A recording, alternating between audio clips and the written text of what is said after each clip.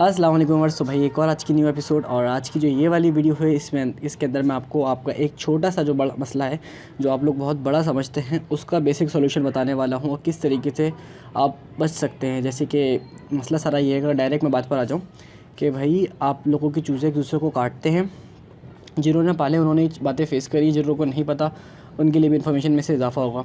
तो खैर यानी मसला ऐसा है कि आपके चूज़े यानी एक दूसरे को काटते हैं और काट काट के खा जाते हैं। तो इसका पीछे क्या रीज़न होता है? हमारे फार्म पे भी सब होता था और हमारी तकरीबन 200-250 चूज़ा इसी तरीके से मरा था और ये होता रहता है, कोई इतनी बड़ी बात नहीं है। बट इसको कंट्रोल किया जा सकता है। हमें नहीं पता था इसलिए हमारा लॉस हुआ, बट जब पता लगा तो फिर हमने उसको कंट्रोल करा और बाद में फिर कभी ऐसा नहीं होने दिया। तो अगर इसके रीज़न पे बात की जाए ना यार, तो पहला रीज़न जो इसका होता है भाई, चूज़ा स्ट्रेस में होता है। ये होता है नॉर्मली धूप के टाइम पे।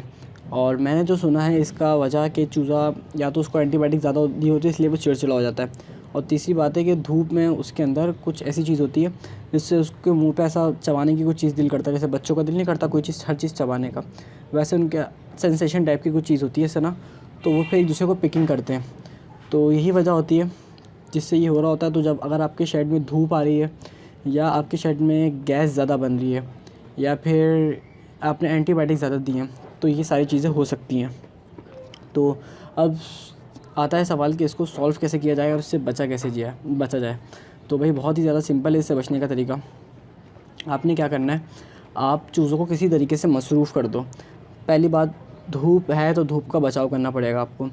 दूसरी बात, अगर गैस है तो गैस का भी आपको सॉल्यूशन कोई निकालना पड़ेगा। अगर ये दोनों मसले नहीं हैं तो आप क्या करो, चूज़ों के साथ अगर एंटीबायोटिक दे रहे हो तो एक दिन के लिए रोक दो एंटीबायोटिक, और चूज़ों पे डंडे बांध दो चारों तरफ, जिस पे चूज़े बैठ के अपना टाइम गुजारते रहें। जैसे आपने मेरी पहले की वीडियोस में देखा होगा, चूज़े ऊपर बैठे रहते थे, तो उससे लड़ाइयाँ ख़त्म हो जाती हैं। या फिर आप क्या करो, किसी चीज़ के पत्ते लाओ, छोटे छोटे करके चूज़ों में डाल दो, बहुत सारे छोटे छोटे, नहीं कि ऐसे कि वो खा ना पाएँ, बस वो उसी खेल में लग जाएंगे, वो फिर भी कुछ नहीं करेंगे। और एक और चीज़ जो होती है कि आप उस पर लूसन डाल दो उन चूज़ों के पास, कि वो उनको अगर वो फील होती है सेंसेशन टाइप की चीज़, तो वो फ़ौरन के फ़ौरन लूसन खाना शुरू हो जाए। तो ये छोटी सी बात थी जो मैंने आपको समझा दी। और मुझे पता है इस वीडियो पे मुझे ज़्यादा व्यूज़ नहीं मिलेंगे, पर ये वीडियो रिकॉर्ड करने का मकसद ये था कि आप लोगों की हेल्प हो सके।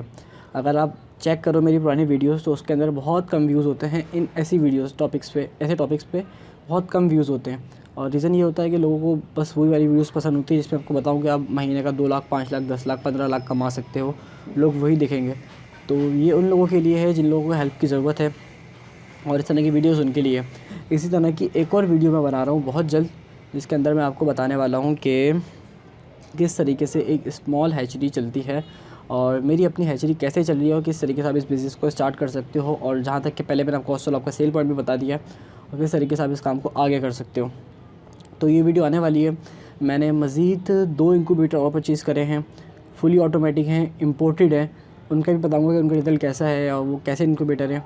और अच्छा खासा 1.5 से 2 लाख रुपए का एक इंक्यूबेटर है फ़िलहाल मार्केट के अंदर, अगर हम नया ख़रीदे तो। मैंने यूज़ में लिए हैं, और तो ये भी एक बड़ी इन्वेस्टमेंट है। तो मैं आपको एक बेसिकली डिटेल वीडियो बनाने वाला हूँ और मुझे यकीन है कि उस पर व्यूज़ कम होंगे, पर कोई फ़र्क नहीं पड़ता। जित कम लोग देखें और उनको फ़ायदा हो तो मुझे अच्छा लगेगा, ज़्यादा लोग देखें और टाइम पास करके जाएँ तो कोई फ़ायदा नहीं है। और जहाँ तक की बात है ना यार, यूट्यूब की अर्निंग बहुत ज़्यादा कम होती है, बहुत थोड़ी सी होती है, और इतनी होती है कि मैं कभी चेक भी नहीं करता। यानी अगर मैं आपको बताऊँ ना तो बिल्कुल बेकार है। सिर्फ़ और सिर्फ इसलिए होता है, लोगों के लिए ही वीडियोस होती है नॉर्मली, यूट्यूब अर्निंग के लिए नहीं होती। एटलीस्ट कि यूट्यूब की अर्निंग तो कुछ भी नहीं होती।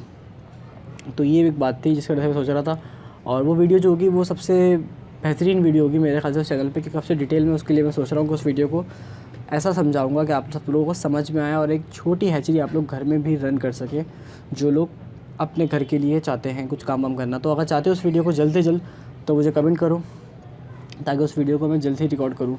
और आपका कोई भी सवाल हो, कुछ भी हो, आप मुझे कमेंट बॉक्स में मैसेज कर सकते हो, मैं आपका रिप्लाई कर दूँगा। बाकी मेरा नंबर आपको स्क्रीन में दिख रहा होगा, स्क्रीन पे तो नहीं, आपको नीचे दिख रहा होगा।